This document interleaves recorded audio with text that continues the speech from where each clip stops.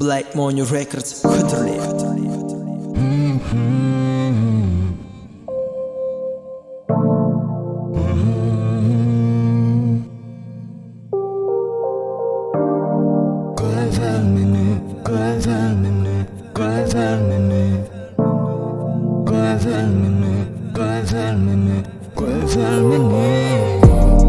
Seni görmene kıyacağım. Çok içinirim gideyim. Geçine yapışmanı umutla uçuyor. Sensiz bir adını giderim.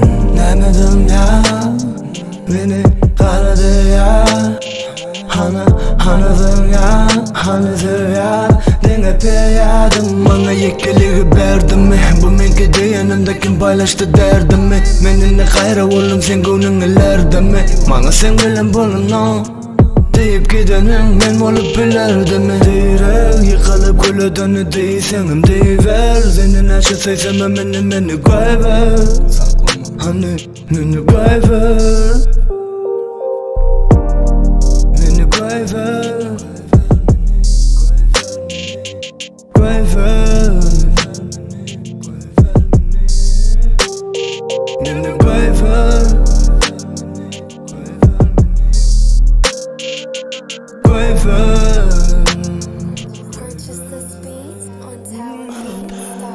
Yaşım akıp durun sil mi? Menden yakin olun değil mi? Başıma ayrılın mi? Seni unutup bilmen, yana izime gelmen. Sana değmeni sever diyecektim, yana varmadı dilim.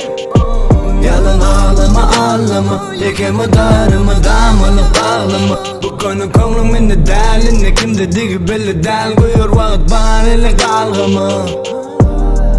Öyle arayam, üstümde yürüyem. Ne biçim yalanlar dönüyor. Duygulu harit yönü özüm tölüyem.